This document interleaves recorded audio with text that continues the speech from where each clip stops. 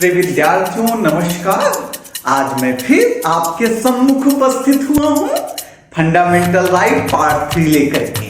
पिछले दिनों हमने आपको अपने वीडियो में बतलाया था कि मौलिक अधिकार की अवधारणा क्या है और हमने आपके साथ परिचर्चा किया था कि मौलिक अधिकार अनुच्छेद 12 से 35 के अंतर्गत विहित है, वर्णित है संविधान के भाग 3 के अंतर्गत। प्रिय विद्यार्थियों, हमने आपको भाग 12 में अनुच्छेद 12 में ये बताया था कि राज्य की परिभाषा क्या है और अनुच्छेद 13 में बताया था कि जो विधियां बनी हुई हैं संविधान लागू होने के पहले, यदि वे क्या करती हैं, मौलिक अधिकार को कहीं से भी असंगत बैठती हैं या उसको न्यून करती हैं, तो वो विधियां क्या हो जाएंगी, सुप्त अवस्था में हो जाएंगी। और संविधान लागू होने के बाद जो विधियां बनाई जाएंगी, यदि वे मौलिक अधिकारों का उल्लंघन करेंगी तो उस उल्लंघन की मात्रा तक शून्य हो जाएंगी। हमने आपको बताया था कि विधि के अंतर्गत क्या क्या आता है। हमने आपको बताया था कि संविधान संशोधन किया जा सकता है, नहीं किया जा सकता है मौलिक अधिकारों में। आज हम आपको यह बताएंगे कि अनुच्छेद 14 में क्या है। आइए हम देखते हैं। विद्यार्थियों, जैसा कि आप जानते हैं कि मौलिक अधिकार में 6 अधिकारों की परिचर्चा है। 7वां अधिकार संपत्ति का अधिकार था, जिसे निश्चित कर दिया गया, निकाल दिया गया। ये 6 अधिकार कौन कौन से हैं, क्या आप जानते हैं? नहीं जानते तो हम बताएंगे कि ये 6 अधिकार कौन कौन से हैं। पहला है समता का अधिकार। कौन सा अधिकार? समता का अधिकार। ये किस अनुच्छेद से किस अनुच्छेद में है? अनुच्छेद 14 से अनुच्छेद 18 तक। तो आप समझ पाए, समता का अधिकार अनुच्छेद 14 से अनुच्छेद 18 में वर्णित है।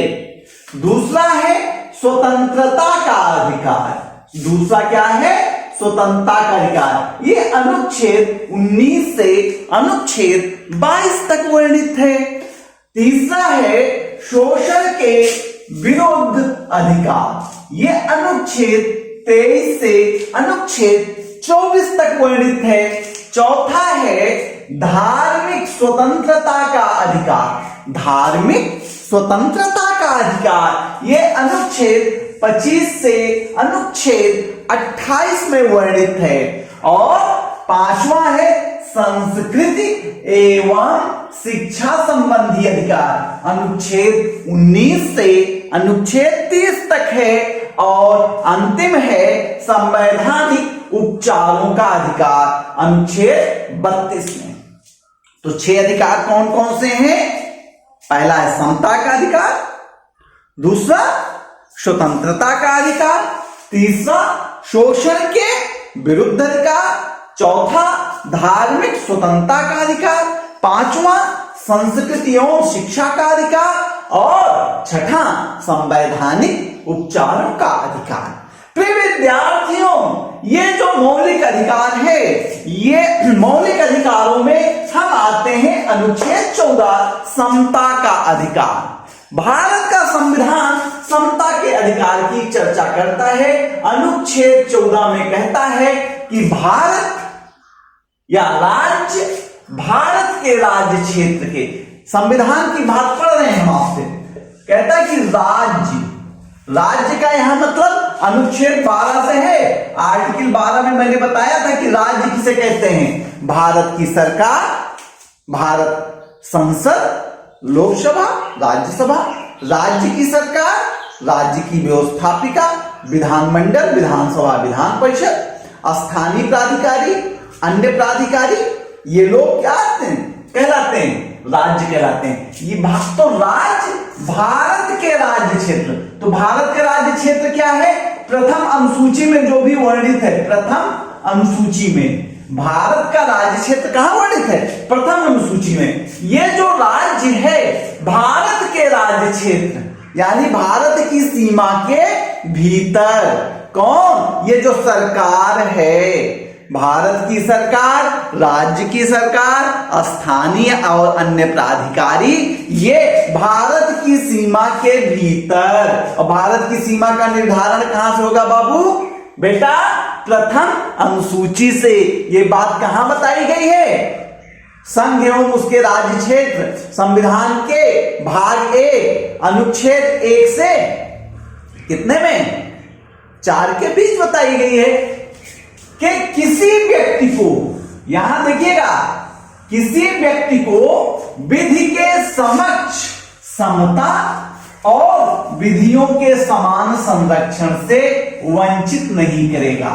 कह रहा है कानून के सामने समानता और कानून का संरक्षण से किसी को वंचित नहीं करेगा। देखिएगा, ध्यान दीजिएगा, कह रहा व्यक्ति को वंचित नहीं करेगा। किसी भी राज्य में 2 प्रकार की जनसंख्या होती है। राज्य में 2 प्रकार के लोग निवास करते हैं। एक तो नागरिक निवास करते हैं, दूसरे व्यक्ति निवास करते हैं। तो कुछ मौलिक अधिकार नागरिकों को दिए गए हैं और कुछ अधिकार व्यक्तियों को दिए गए हैं। जो अधिकार व्यक्तियों को दिए गए हैं, व्यक्ति को प्राप्त अधिकार वो नागरिक को खुद ब खुद मिल जाता है, क्योंकि व्यक्ति सबसे पहले नागरिक सबसे पहले व्यक्ति है। लेकिन जो अधिकार नागरिक को दिए गए वो अधिकार सारे व्यक्तियों को, पूर्ण राज्य में निवास करने वाले सभी व्यक्तियों को नहीं मिलता, क्योंकि व्यक्तियों का एक वर्गीकरण है नागरिक। कहता है कि राज्य भारत के राज्य क्षेत्र में, राज्य भारत के राज्य क्षेत्र में किसी व्यक्ति के साथ क्या नहीं करेगा? विधि के समक्ष समता से और विधियों के समान संरक्षण से वंचित नहीं करेगा। कौन कहता है? अनुच्छेद 14 कहता है। आप जान लीजिए, अनुच्छेद 14 व्यक्तियों को मिलता है अधिकार। किसको अधिकार दे रहा है? व्यक्ति को अधिकार दे रहा है। प्रिय विद्यार्थियों, हम आपसे चर्चा करना चाहते हैं, ये जो अनुच्छेद 14 है, जब संविधान बन रहा था तब जो मसौदा संविधान 1948 आया, उस संविधान में आर्टिकल 14 का उल्लेख नहीं था। आर्टिकल 14 में इस बात का उल्लेख नहीं था, यह आर्टिकल 15 में गया था। लेकिन जब इसका संशोधित मसौदा 3 नवंबर 1949 को आया संविधान सभा में, तो इस बात को अनुच्छेद 14 में रखा गया। प्रिय विद्यार्थियों, यह अनुच्छेद 14 हमें यूएनओ के मानवाधिकार घोषणा पत्र जो 10 दिसंबर 1948 को प्रकाशित हुआ था, declaration of human right, universal human right, तो उससे प्रभावित है। किससे प्रभावित है अनुच्छेद 14? Declaration of human right. और ये जो अनुच्छेद 14 है, इसमें 2 बातों पे हम पर चर्चा करेंगे। एक तो विधि के समक्ष समता पर और विधियों के समान संरक्षण। विधि के समक्ष समता क्या है, ये पहले देखेंगे कि ये कहां से लिया गया। विधि के समक्ष समता को देश ने उठाया ब्रिटेन से। कहां से उठाया? ब्रिटेन से। क्या है ये? विधि के समक्ष समता एक प्रकार की नकारात्मक अवधारणा है। नकारात्मक अवधारणा मतलब ये नहीं करना है। तो राज्य को क्या कहा? राज्य को कहा कि विधि के समक्ष समता से वंचित नहीं करेगा, यानी राज्य कानून के सामने सबको समानता से रखेगा, यानी असमानता नहीं करेगा। ये कहा अनुच्छेद 14 में। राज्य भारत के राज्य क्षेत्र के किसी व्यक्ति को विधि के समक्ष समता से वंचित नहीं करेगा। विधि के समक्ष समता को हमने उठाया ब्रिटेन से। कहां से लिया गया है? कंपटीशन में पूछता है कि विधि के समक्ष समता कहां से लिया है? ब्रिटेन से लिया है। ये एक नकारात्मक अवधारणा। कैसी अवधारणा है बच्चों? नकारात्मक अवधारणा है। यह अवधारणा कहती है कि व्यक्ति चाहे जिस पंक्ति का हो और चाहे जिस प्रतिष्ठा का हो, उसे कोई विशेषाधिकार नहीं मिलेगा, अर्थात विशेषाधिकारों के समापन की घोषणा करता है। क्या करता है? विशेषाधिकारों को समाप्त करता है। यह मानता है कि सभी वर्ग एक सामान्य कानून के अधीन होंगे और वो सामान्य कानून सामान्य न्यायालय के अधिकारिता में आएंगे। और ये जो विधि के समक्ष समता है, ब्रिटेन में हमने डायसी का एक विद्वान हुआ, उसकी एक थियरी है रूल ऑफ लॉ, विधि का शासन, उसकी उप थियरी है, उप सिद्धांत। विधि के समक्ष समता डायसी के विधि के शासन का उप सिद्धांत है।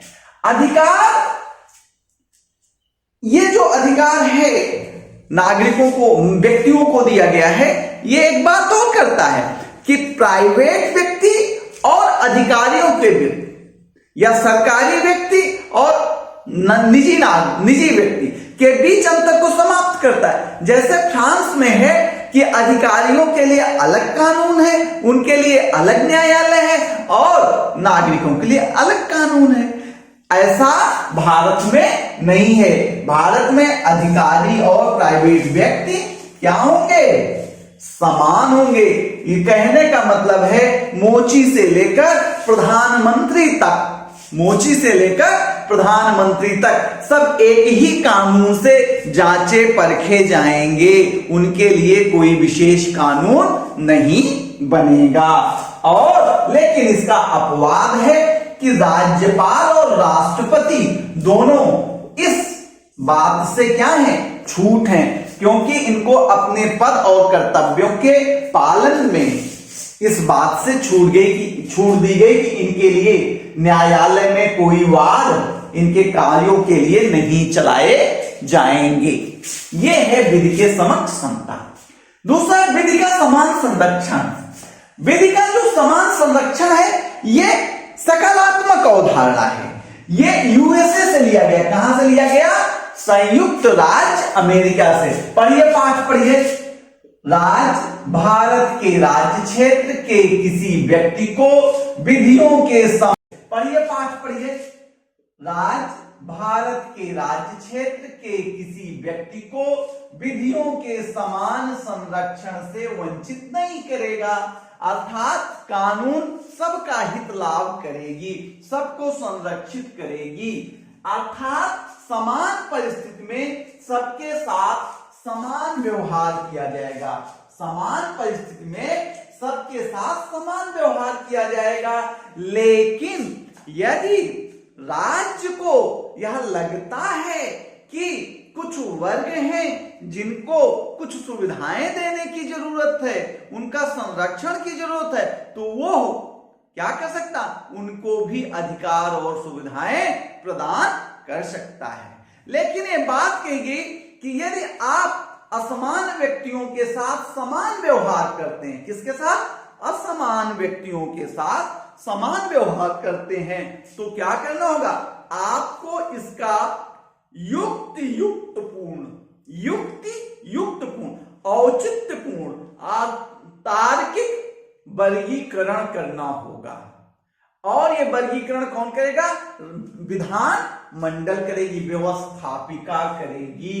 वो उस वर्ग की पहचान करेगी जिस वर्ग के संरक्षण की जरूरत है। जिस वर्ग के संरक्षण की जरूरत है, उस वर्ग का क्या करेगी? पहचान करेगी। और ये दोनों, विधि के समक्ष समता और विधियों का समान संरक्षण, भारत के लोकतंत्र में सामाजिक और आर्थिक न्याय की स्थापना में योगदान देती है। किसमें? सामाजिक आर्थिक न्याय में योगदान देती हैं।